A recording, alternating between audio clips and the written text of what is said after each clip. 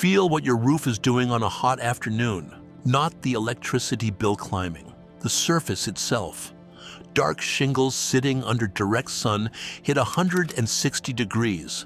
Some metal roofs push closer to 180, and 6 inches below that burning surface, in the shade of the attic, the air sits at a comfortable 80 or 90.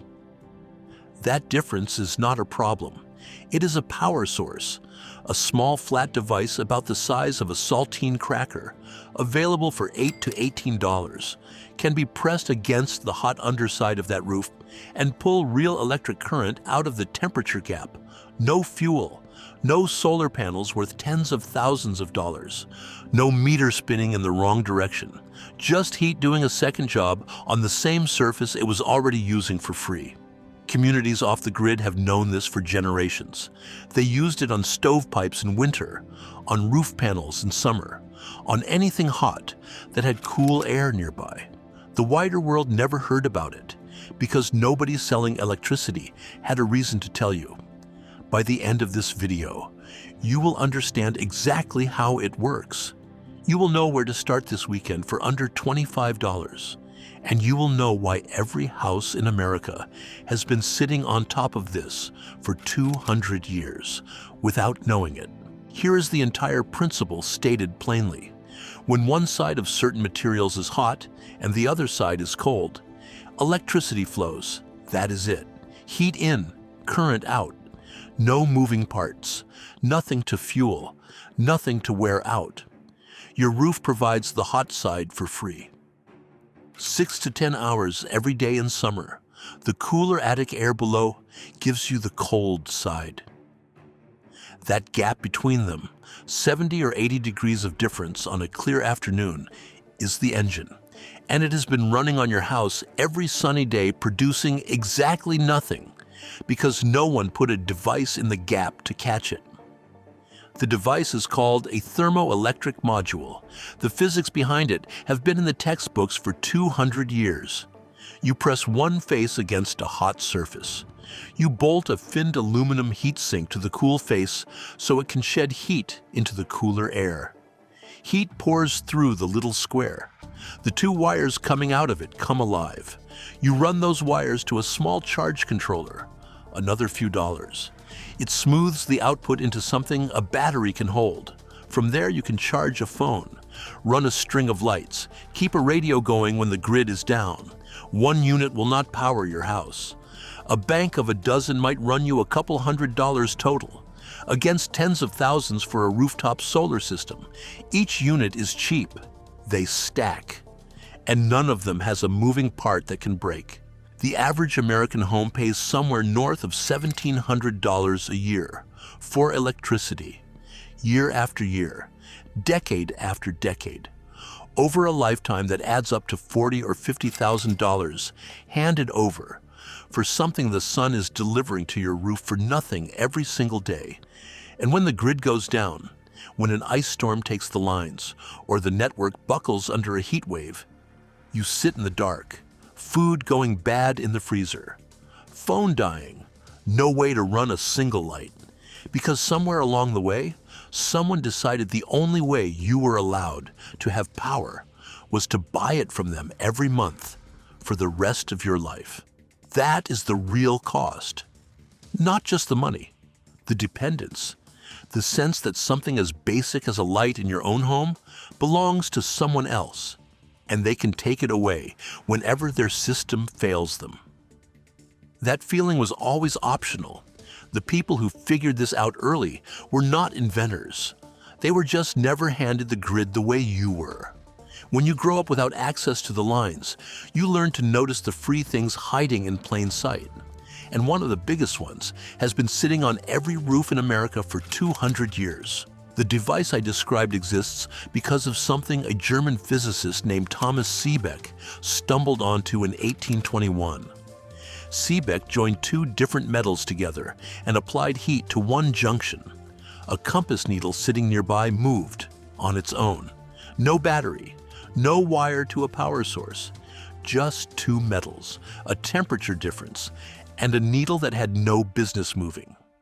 He did not fully understand what he had found. He thought it was a magnetic effect.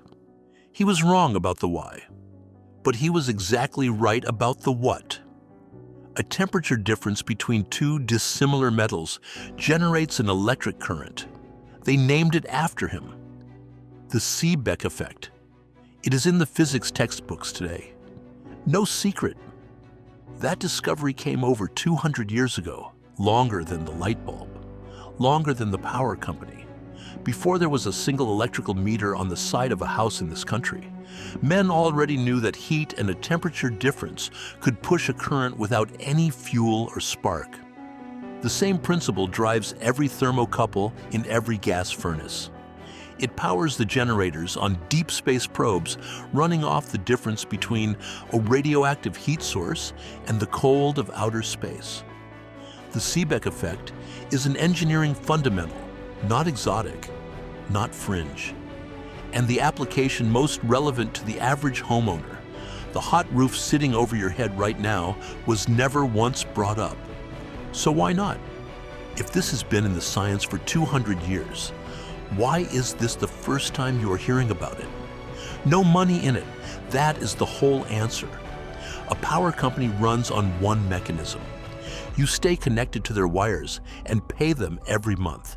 Their entire business depends on one thing being true, that you cannot make your own power. Not even a trickle.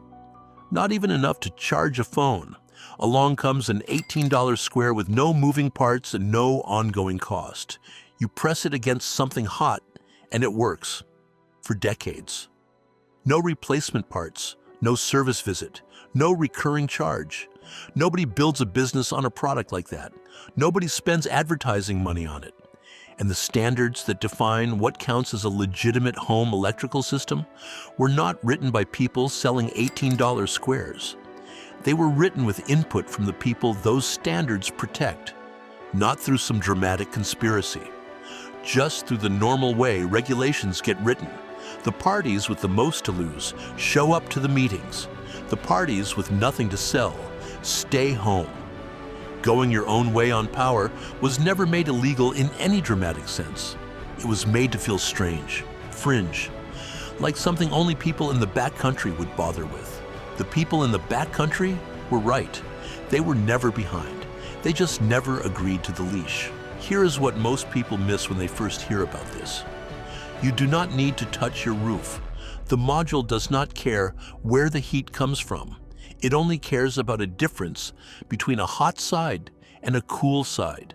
So, you go find heat you are already making and throwing away. Got a wood stove?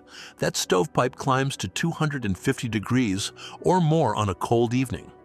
Right now, every bit of that heat rushes straight up the chimney, carrying nothing useful with it. Clamp a module against the outside of the pipe. Heat sink on the cool side facing the room air. Wire it down to a controller. Every fire you light to stay warm starts producing a trickle of current on the side. No wood stove. Look at the warm condenser coils on the back of your refrigerator, running constantly.